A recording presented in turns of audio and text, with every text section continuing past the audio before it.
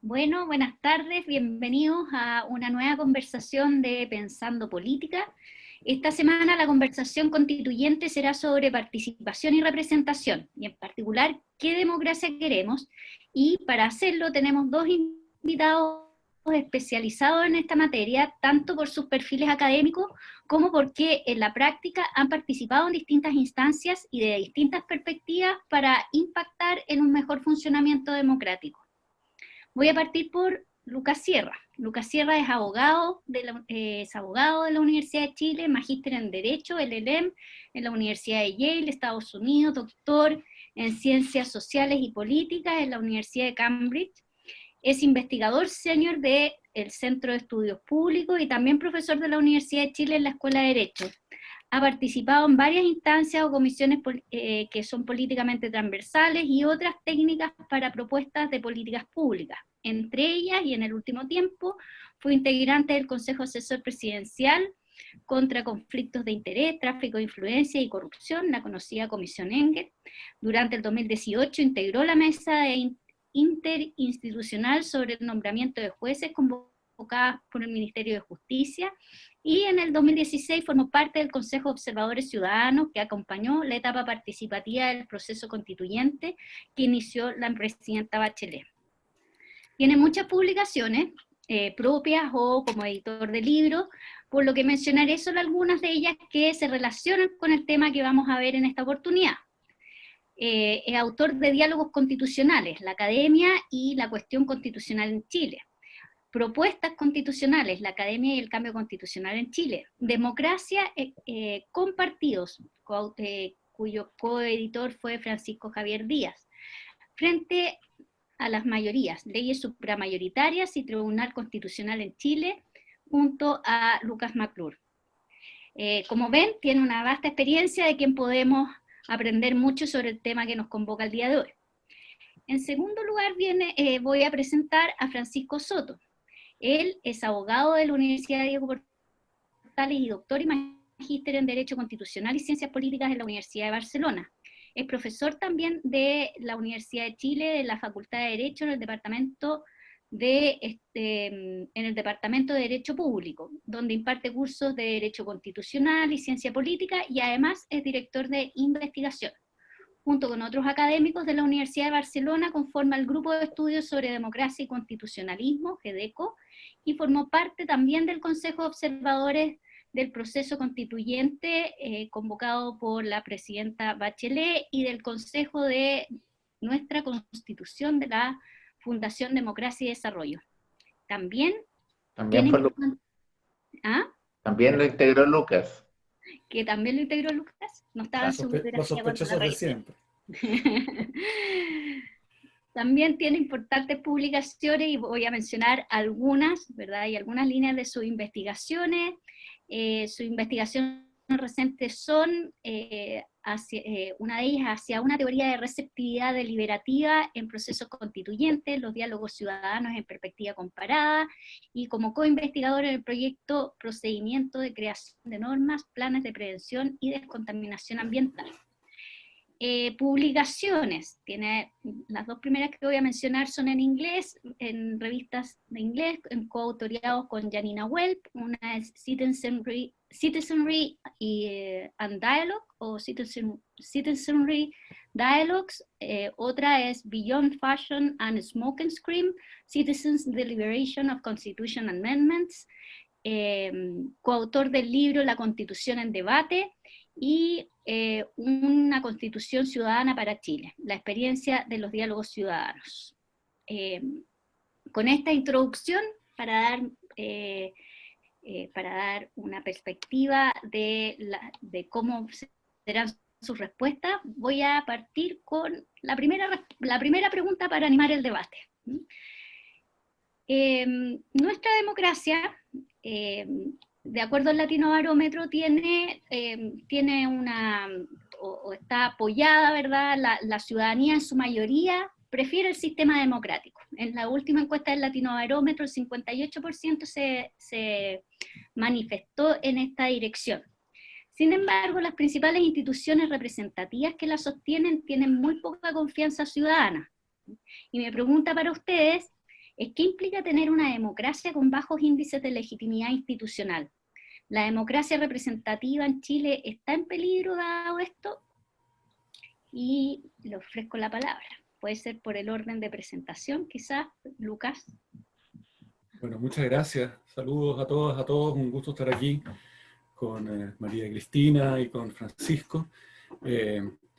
Tal vez María Cristina debería estar en el panel más que moderando, porque realmente es una de las que más sabe, por lo menos sabe mucho más que yo en estas materias. Les tengo preparado unas buenas preguntas en venganza. Bueno, es una difícil pregunta la que tú haces, es una pregunta además que tenemos que enfrentar en medio como de la borrasca y del humo desde el 18 de octubre pasado, ¿no? Y en ese sentido, claro, los hechos son muy recientes, estamos en este proceso, estamos viviendo una situación muy excepcional después de eso por la emergencia sanitaria, y como que todavía no decantan bien, creo yo, los elementos para hacerse juicios más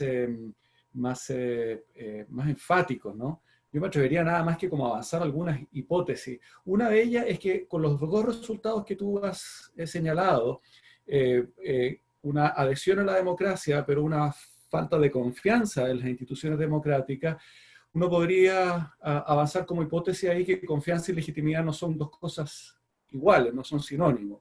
Probablemente no están distantes una de la otra, pero son distintas, sí, la una de la otra. O sea, podemos tener adhesión al sistema democrático y una relativamente baja confianza en las instituciones de ese sistema democrático. Ahora, no sé qué tan sustentable en el tiempo. Esto probablemente no es demasiado sustentable a largo plazo.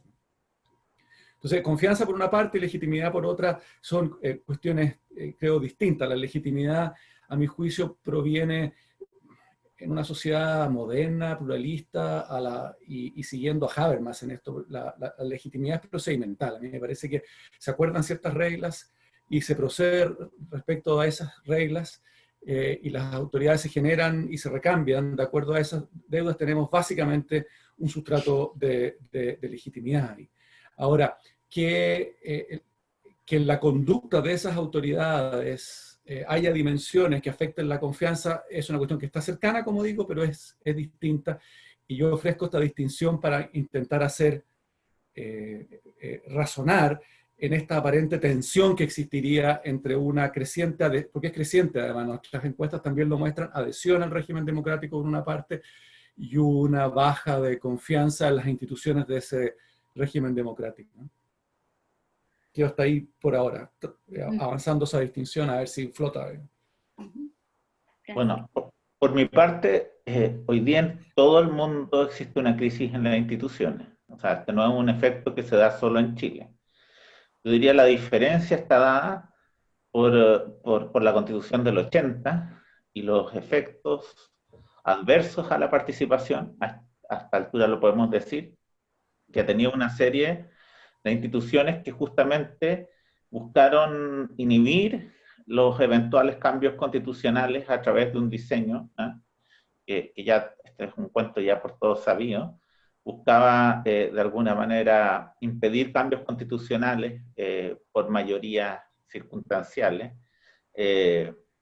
justamente a través del sistema de supermayoría, de reforma, el sistema binominal y en algunos casos el papel que tenía el Tribunal Constitucional. Esto ha hecho de esta tendencia mundial que en Chile golpeara la desconfianza y la deslegitimación en las instituciones con un efecto más duro que en otras partes. Y nos encontramos con que desde la vuelta a la democracia hasta ahora, Chile registra la peor caída de participación en el mundo. Y los niveles de desconfianza, si por ejemplo solo miramos el Parlamento, en Latinoamérica existe la mayor desconfianza en los congresos, y Chile es el país que tiene más desconfianza de todos los de Latinoamérica, justamente usando los mismos índices del Latino Barómetro. Entonces, obviamente, esto nosotros los constitucionalistas hace rato lo vemos como un problema institucional, y se justifica en ese sentido la idea de un reemplazo de la actual Constitución. Y eso. ¿Es posible Si acotar podemos, algo a lo que dice sí, Francisco? claro. Sí, No, sí, por supuesto. hay algo interesante, ¿no? En el modelo que se diseñó a partir de 1980, Francisco ha dicho algunos elementos y que yo creo que han influido en una cierta distancia, que no necesariamente toda distancia con el sistema político, y esto podemos conversar después, es necesariamente negativa, ¿no? Pero la forma que ha ido adquiriendo en Chile, más intensa tal vez, como dice Francisco, que en otras partes del mundo, tiene que ver, yo creo, con una combinación de factores que se fueron dando. Y uno, yo creo que es el binominal afectó mucho esto. O sea, el binominal, junto con la inscripción voluntaria en los registros electorales, como ocurrió hasta el 2000, ¿cuándo fue? 12, por ahí.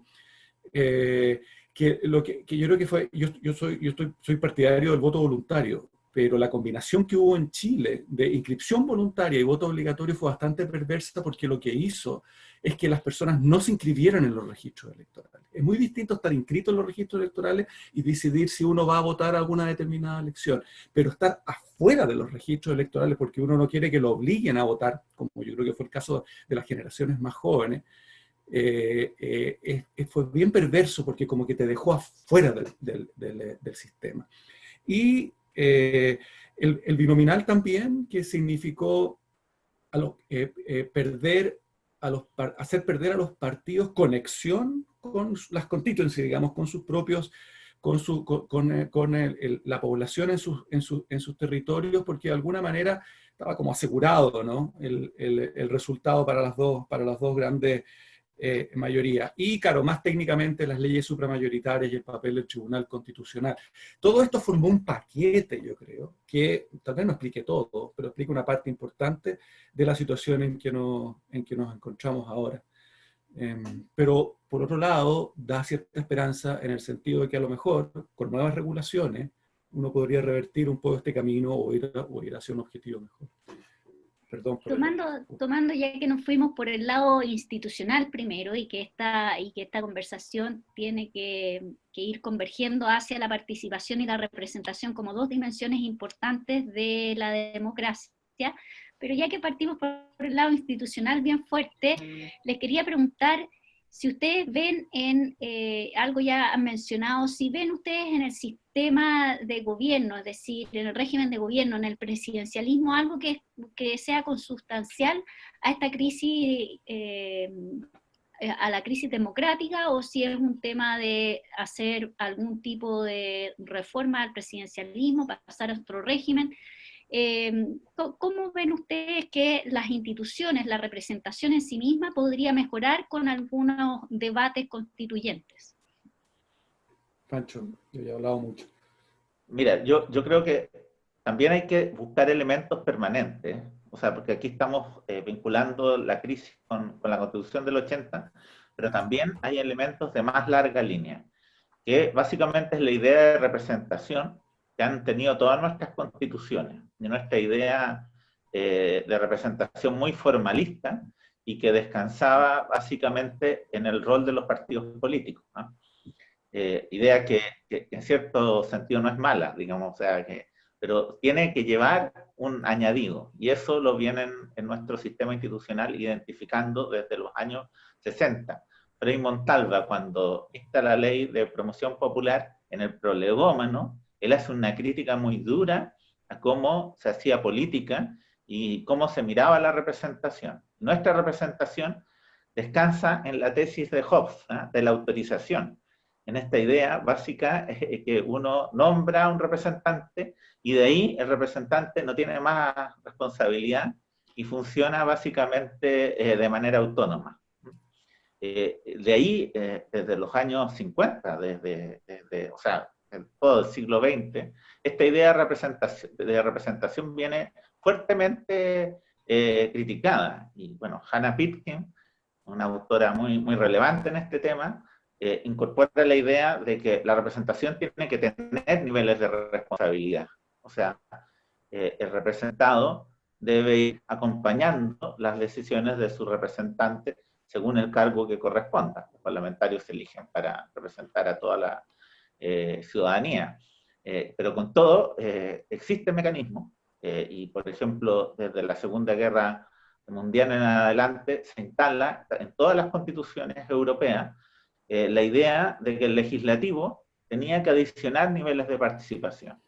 Y se establecieron una serie de mecanismos, iniciativa popular, referéndum, particularmente a mí me llamó la atención el abrogatorio, que se insertan en la gestión de los partidos políticos y fortalecen la participación más cotidiana y el vínculo más cotidiano de los partidos con la gente. Un solo dato, en Suiza, todos los referéndums que se han aprobado han sido respaldados y orientados por los partidos.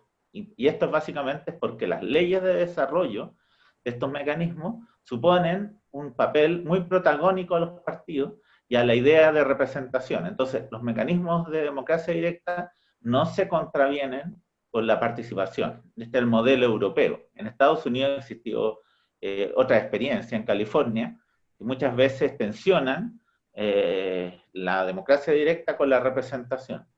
Pero básicamente estos mecanismos europeos son los que se han aplicado en la mayoría de las constituciones latinoamericanas, y permiten complementar la participación con formas de representación y democracia directa. Y en ese sentido yo creo que nuestra constitución está muy, muy al debe. Creo que nosotros podemos aprovechar la experiencia ya de varias décadas en Latinoamérica y la centenaria experiencia europea para poder reproducir la mejor fórmula que permita que la representación sea mejorada y que los partidos políticos se mantengan un contacto más estrecho con la ciudadanía. Es algo que le ha preocupado y que por lo menos Frei Montalva lo tenía muy claro como una debilidad de nuestra democracia. Bueno, vuelvo a tu pregunta. Yo creo que el régimen político es clave también, es parte de este paquete, de este combo que estábamos intentando dibujar recién. Yo soy bastante crítico del sistema presidencial chileno, básicamente porque, y en especial ahora, ¿no? Después de la reforma que introdujo el sistema proporcional moderado, no porque haya cambiado el binominal, pero se hizo, a mi juicio, con poca conciencia del régimen político el cambio del sistema electoral. O sea, un régimen presidencial necesita un sistema electoral más mayoritario, con un componente más mayoritario. El binominal tenía una serie de problemas, era fratricida, digamos, tenía una serie de problemas que tienen que ver con lo que estábamos diciendo, ¿no? Pero lo único razonable que tenía que era más mayoritario que el sistema actual.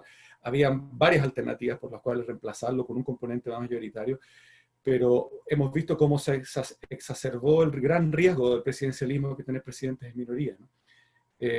Cómo se exacerbó a partir de la última elección parlamentaria. Y eso significa que el sistema político que en Chile tiene un cauce de acción muy importante a través de la potestad legislativa, queda en la inacción. Y al quedar en la inacción, produce una frustración en la ciudadanía, se produce un bloqueo recíproco.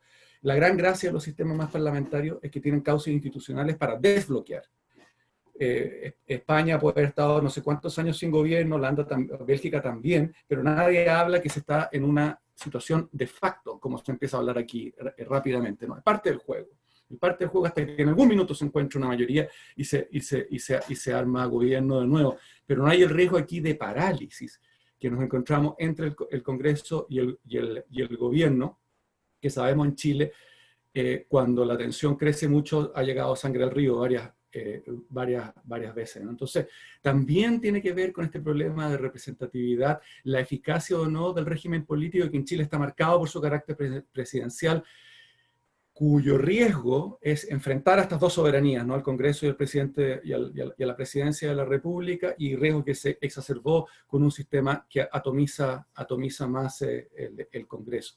Y antes de devolver la palabra, yo quiero decir que yo vengo a hacer una defensa de la democracia representativa, por razones morales, políticas, prácticas también, Y respecto de la participación, bueno, Francisco y ustedes son los expertos aquí, pero yo me gustaría avanzar una distinción para ver si flota de nuevo y podemos conversar.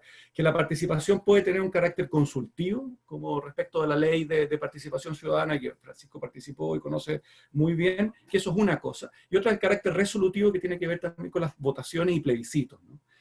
Yo tengo mayores problemas con el segundo tipo, que es con la democracia, transformar la democracia en unos plebiscitarias, ¿no? Bonapartistas.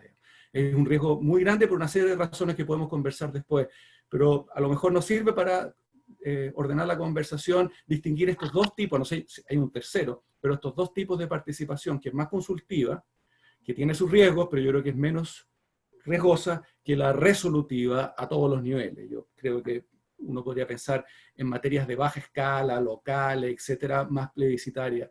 Pero cuando subimos a políticas nacionales surgen un montón de problemas que podemos discutirlos a continuación. Pero devuelvo la palabra. ¿Puedo? Sí, no, voy a reformular la pregunta para que sigamos conversando de esto, Francisco. Una breve cosa, solo que me hago parte, perdona que no te respondí la pregunta porque me fui en otro tema, y me hago parte de todo lo que dijo Lucas, que estoy de acuerdo. Ahora, el tema de la democracia plebiscitaria es, por lo menos en Europa no existe, ¿eh? Cuando se usa, se llama referéndum de especial trascendencia. Y básicamente se ha usado para resolver temas de integración a la Unión Europea. Cuando yo hablo de referéndum, hablo de referéndum que fortalecen los mecanismos deliberativos del Congreso y que en ningún caso se pueden ver como debilitamiento del Parlamento. De hecho, los europeos son muy cuidadosos en no darle referéndum al presidente, salvo en estos casos muy relevantes, pero los referéndums tienen que ver con darle vida a la actividad legislativa y no saltársela. Entonces, si la opción es los plebiscitos así de las dictaduras latinoamericanas, yo estoy de acuerdo con Lucas.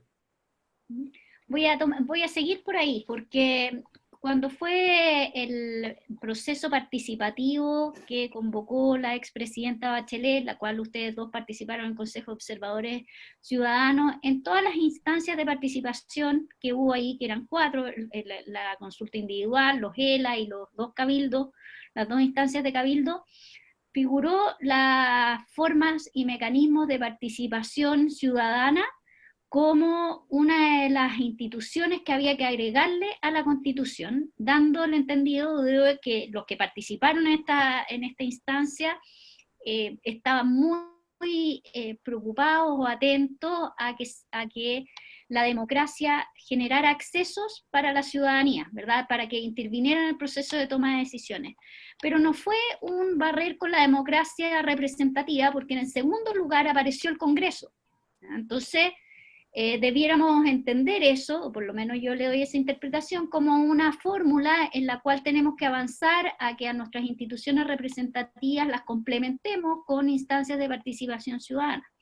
Y como decía Francisco, estas instancias de participación ciudadana, la gente en esa oportunidad se ve mucho más como plebiscitaria, referéndums, ese tipo de cosas, pero debemos distinguir entre la deliberativa y aquella que se ejerce a través del voto. Y los estudios en los cuales yo he leído, por lo menos hay temores en que los referéndums se salten o que los presidentes se salten las instituciones representativas con los referéndums, pero en la práctica los países que tienen mecanismos de participación ciudadana en forma habitual, parecieran no tener estos problemas. Entonces me gustaría forzarlos un poco a que se imaginaran o nos explicaran qué abanicos de alternativas tenemos aquí y la importancia y cómo hacer otro riesgo, que es incorporar, cómo no caer en otro riesgo, que es incorporar mecanismos de participación en la nueva Constitución, pero que en la práctica sean inviables, con demasiados requisitos, entonces la ciudadanía se sienta un poco vulnerada en lo que quiso hacer y lo que realmente resultó. ¿Qué experiencias conocen que nos puedan decir o cómo se imaginan ustedes que podríamos mejorar nuestra calidad de la democracia con mecanismos de participación de uno u otro tipo? ¿Alguien quiso contestar? Voy yo en eso. Entonces, Francisco. mira, yo creo que los procesos constituyentes en general activan, como decía Kim Lika, un momento de reencuentro entre las instituciones y los ciudadanos. En la medida que son participativos, que se involucran en la discusión, los ciudadanos empiezan a tomar interés en las instituciones. Entonces ahí se da una tremenda oportunidad para ir identificando instituciones que podrían darle sentido a los chilenos y que podrían proyectarse en una futura institucionalidad. Entonces, yo creo que la convención que espero que se elija y que la opción sea apruebo, esta convención va a tener que explorar formas de diálogo, como lo hizo en su momento Brasil, que venía saliendo de una dictadura, y apostó a todo un proceso muy potente de diálogo con la ciudadanía. La convención salía a dialogar, establecían fórmulas de contacto, y siempre estuvo muy cercana a las organizaciones y a la deliberación que se hacía a nivel público. Pese a que era un congreso constituyente, no era una asamblea. Entonces, yo creo que nosotros aquí tenemos una súper oportunidad, y sobre todo porque yo creo que uno de los temas que requiere mayor conversación es nuestro proceso de formación de las leyes. Y básicamente este procedimiento viene de 1828, sin mayores reformas, y se establece un proceso de diálogo muy concentrado en los representantes.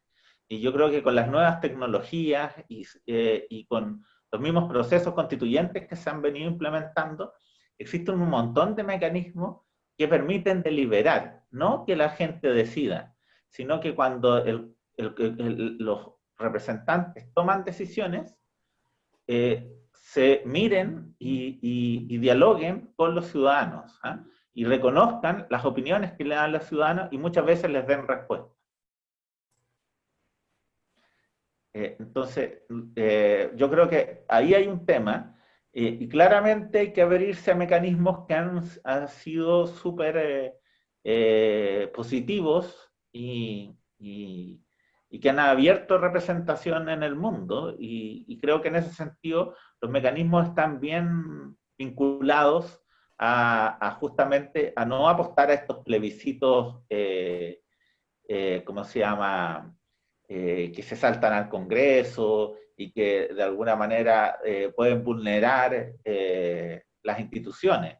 Establecer fórmulas que se coloquen en el territorio y también mecanismos más generales que permitan justamente una articulación virtuosa. Yo, por ejemplo, si nuestra opción es el sistema presidencialista, no iría por la iniciativa legislativa popular, porque claramente la iniciativa la maneja el presidente. Pero si avanzamos a fórmulas más parlamentarias, yo creo mucho en el referéndum abrogatorio como una buena solución para vincular al Congreso con los ciudadanos. Eso me parece un buen mecanismo. ¿Y nos puede explicar un poco más? Porque recuerda que no todos sabemos. El referéndum abrogatorio es un mecanismo que en vez de ir al inicio va al final. Y si, por ejemplo, los partidos políticos están muy encerrados y aprueban una ley, yo siempre pongo el ejemplo de esta ley de pesca, que se definió en el Congreso y que había una amplia mayoría crítica a los efectos y la manera en que se negoció esa ley. Entonces, habilita que a través de una iniciativa popular se pueda llamar a un referéndum que abrogue una ley, o sea, que le quite la vigencia y la validez de esa ley, o parte de esa ley. Esto ha funcionado con mucho éxito en Italia, por más de 30, 40 años. Hay un montón de casos, también está en Suiza, y se ha implementado en Uruguay como mecanismo también que ha operado con cierta relevancia. Lucas. Mira, yo creo que pensando en un futuro rediseño institucional, yo lo que trataría es seguir mejorando la institucionalidad de los partidos políticos y generar estructuras e incentivos para que se conecten más con las personas. En la Comisión Engel nosotros propusimos una serie de medidas, no todas fueron recogidas, como por ejemplo atar las formas de financiamiento a los partidos, cosa que es muy positiva, y nosotros en el CER veníamos propugnando hace mucho tiempo que los partidos recibieran plata fiscales, pero algunas asociarlas a actividades que realmente conecten con los jóvenes y mediante el mecanismo que se usa en Alemania, ¿no? Estos matching funds. Hay una serie de mecanismos que ayudan a incentivar los partidos políticos, y yo creo que mi propuesta más bien sería por esos diseños institucionales, y también, y ahí comparto lo que dice Francisco, que el proceso legislativo tiene que ser revisado, de tal manera de poder allegar más conocimiento, o sea, juntar más conocimiento y poder, ¿no? Conocimiento y política. Por otra parte, nosotros pensamos en la participación ciudadana como si fueran unos seres, los que participan como bien intencionados, como unos ciudadanos así animados y inflamados por el bienestar general. Lo que muestra la experiencia, yo creo que esto hay que ser realistas también, es que se trata de grupos de intereses, buena parte de ellos, que tienen costos de coalición relativamente bajos y avanzan en sus agendas en los mecanismos de participación ciudadana de acuerdo a sus propios intereses. No es que vaya como unos ciudadanos, así una especie de ángeles, a participar ciudadanamente, sobre todo si miramos las encuestas y los estudios en Chile que muestran una especie de distancia. Las personas no hablan mucho de política, cuando hay elecciones sí. Lo que no es un apocalipsis tampoco. O sea, los sistemas, la modernidad es diferenciación funcional, y así como hay diferenciación funcional entre médicos, abogados, técnicos, etcétera, también hay diferenciación funcional. Hay personas que le encargamos el manejo de la cosa pública y los controlamos, y otras personas que nos dedicamos a mantener nuestras vidas y el sistema, digamos. Entonces, yo apostaría que vamos a seguir siendo modernos en el sentido de la especialización funcional, y lo que hay que hacer es que los partidos políticos y nuestros representantes sean más responsables. Por ejemplo, ¿qué es lo que no contribuye a la responsabilidad? La inconsistencia temporal. ¿Qué es lo que se ha aprobado ahora?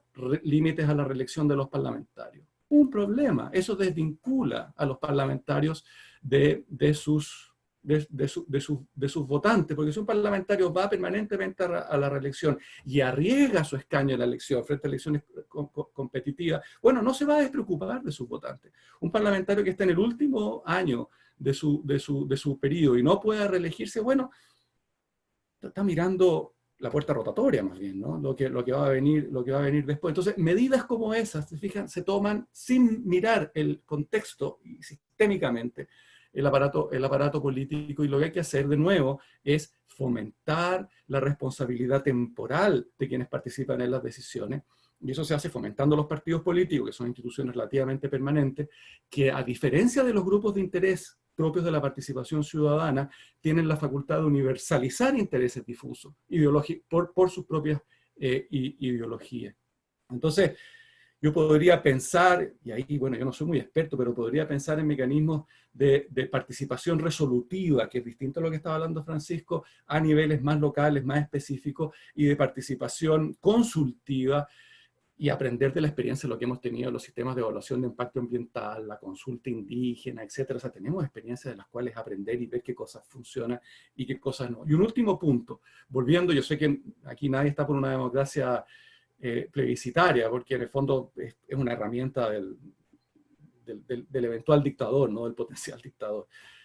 Porque los referéndums se transforman en general. Vemos el caso Santos con el referéndum, con el plebiscito de paz del 2016 en Colombia, donde Santos tenía más apoyo, ganó el sí, donde tenía menos apoyo, ganó el no. O sea, se transforman en general en una decisión de respaldo o no al gobierno. Pero hay una cosa, por último, que a mí me parece que es epistemológica, ¿no? Que es más perversa en los plebiscitos, que por su carácter reducen cuestiones complejas a una fórmula binaria de sí y no. Yo estaba viendo ahora, lo tengo aquí, el plebiscito, cuando se plebiscitaron un montón de materias en California, que ustedes saben que es un estado de Estados Unidos con mucha, y que ha tenido grandes problemas fiscales por eso, ¿no? Con gran participación. Usted no se imagina el año 2016, cuando se votó presidente, ellos votaron por parlamentarios estaduales, pero también una larga lista de cuestiones que tenían que ver con la cantidad, cómo se ponían impuestos a la cantidad de azúcar en las bebidas gaseosas, si los actores de la industria porno debían o no usar condón, si había si había un repeal, digamos, una vuelta a la pena de muerte.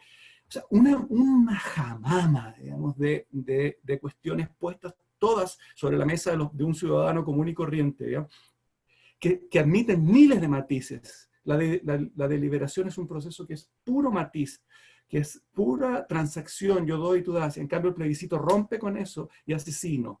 Entonces, por eso yo creo que hay que tener mucho cuidado con esa forma de participación y aprender de las otras formas de participación que hemos tenido con los consejos de participación ciudadana a propósito de esta ley de participación ciudadana, quienes van, representación de intereses corporativos. ¿Te fijas? Yo creo que si el interés es allegar conocimiento repartido en la sociedad a la determinación de decisiones, bueno, hay que mejorar el procedimiento donde esas decisiones se toman, y eso tiene que ver con una mejora del proceso legislativo, y estoy completamente de acuerdo con Pancho. A mí me gustaría hacer un comentario de eso, que justamente los grupos de intereses surgen cuando desaparecen los partidos. Y eso ha sido lo que propuso el modelo de la Constitución del 80, de separar la política de la participación social. Y en ese sentido, la apuesta en la participación territorial tiene muchas veces apelar a lo que realmente le interesa a la gente, como dice la UDI. A la gente supuestamente no le interesa la política ni los grandes temas, les interesan los temas locales. Por eso Cáceres aprobó este modelo de plebiscito municipal y que no ha tenido ningún impacto. Cuando la participación es una herramienta más como la que cuentan los partidos para, ¿cómo se llama?, articular sus grandes proyectos, estos grupos de interés pierden relevancia y los mecanismos de participación se vinculan a la alta política. Y en ese sentido, por eso mi opción es más el modelo europeo, donde de alguna manera este tipo de vínculos no aparecen. ¿Por qué en Suiza los grupos de interés tienen menos fuerza que en California? Es simplemente porque la participación se ha entendido como un desarrollo de la institucionalidad y no como algo que corre en carril paralelo. Viene casi como de la Edad Media, más o menos, ¿no? También hay una cuestión cultural muy marcada. No, o sea, lo que pasa es que, los cantones... para que tú sepas, los mecanismos de Suiza son tomados fuertemente de participación de la Revolución Francesa, de la propuesta girondina, de la Constitución girondina, que están todos expuestos por Condorcet en ese... Y de ahí se va a los cantones. Y los cantones, que ya tenían alguna práctica asambleísta, enganchan en sus constituciones escritas con estos mecanismos de participación, todos con su sutileza y sus diferencias. Pero yo creo que es algo también bien moderno. Y el punto central y la activación no está en esas prácticas, fue que se han dictado sucesivas leyes de desarrollo en Suiza. La más reciente, el 2010. O sea, ellos nunca han dejado de legislar en estos temas y en actualizar. Y esto tiene que ver básicamente con fortalecer a los partidos. Y yo insisto en eso, y yo creo que en eso es una idea bien moderna y muy pertinente, y que es bien transversal también en Europa. Porque si tú vas, por ejemplo, a las legislaciones españolas, en España es lo mismo. O sea, hay varios mecanismos de democracia directa, pero todos pasan por los partidos políticos. El drama es que en Latinoamérica se copió el título, pero no se incorporó las leyes de desarrollo, que es el alma de los mecanismos. Claro, porque si finalmente tú colocas un tipo de referéndum muy a la europea, pero no les permites todo este entramado que vincula el partido con la institución, esos mecanismos pierden el efecto querido originalmente. Bueno, voy a hacer un resumen en el fondo, que se resume en la frase que los mecanismos de participación tienen que complementar la representación y no reemplazarla en una democracia a la cual queremos fortalecer. Y con esto quiero hacerles una pregunta que es muy breve, ¿ya? Es casi un test, que a lo mejor debía haber partido con esto para incentivarlos, pero ¿cuál es el principio para que, si lo están viendo una persona que se está formando recién y todavía no tiene claro si la democracia es la mejor forma de sistema político o no, cuál es la razón, el principio fundamental que nos hace preferir la democracia sobre otros temas no democráticos? Con esto además aprovechan de cerrar, ya que estamos en la hora de la entrevista. Lucas. Bueno, yo podría contestar eso con dos frases, ¿no? Una famosa de Churchill que dice que la democracia es el peor sistema a excepción de todos los demás, y la de Norberto Bobbio, que Agustín Esquella no se cansa de repetir, ¿no? Que la gracia de la democracia es que contamos las cabezas y no las cortamos, ¿no? Yo creo que sobre todo esta última frase es muy elocuente, me parece a mí. O sea, ¿por qué democracia? Porque las democracias no garantizan necesariamente, pero se acercan a este ideal de tener a este ideal emancipatorio de la modernidad, que es como autogobernarse, ¿no? Que es una idea abstracta, ¿no? Se acerca a ese, o posibilita institucionalmente acercarse a ese modelo, por una parte, y por la otra, porque no son plebiscitarias, ni cuando no se corren estos riesgos que hemos estado conversando, las democracias, cuando funcionan bien, suelen asociarse a su contracara institucional, que es el Estado de Derecho, ¿no? Es más fácil tener Estado de Derecho en una democracia que en un gobierno no democrático donde el poder está concentrado. Las democracias suelen tener mecanismos de chequeo y de balance recíproco entre las distintas formas del poder, y eso tiene que ver con el Estado de Derecho, o sea, una cierta forma, digamos, para que el poder no se exacerbe y se extravierta sobre los y las ciudadanas. Así que por eso yo voto democracia. Sí, bueno, yo también, me quitó las frases, Lucas, pero bueno, yo creo que la democracia apela a lo mejor de los seres humanos también, a sacar de nosotros nuestra capacidad de conversar, de dialogar y de no enfrentarnos, ni que finalmente las decisiones se tomen por gritos de la muchedumbre. Yo creo que los chilenos somos demócratas, ¿eh? Y creo que el poder avanzar en un referéndum y darle un canal institucional a los malestares sociales es el camino del reencuentro con nuestras tradiciones. Y creo que eso se va a reflejar en la convención y en todo lo que va a venir en adelante. Bueno, con estas reflexiones entonces vamos a cerrar y a agradecer a nuestros invitados, a Lucas Sierra y a Francisco Soto, por tratar de iluminarnos o aclararnos algunos caminos posibles para mejorar nuestra democracia a través de las dimensiones de participación y representación, y los dejamos invitados para nuestro siguiente conversatorio sobre política en la siguiente semana. Muchas gracias a ustedes. Gracias, Cristina. Chao. Gracias, Francisco. Adiós. Que estén bien.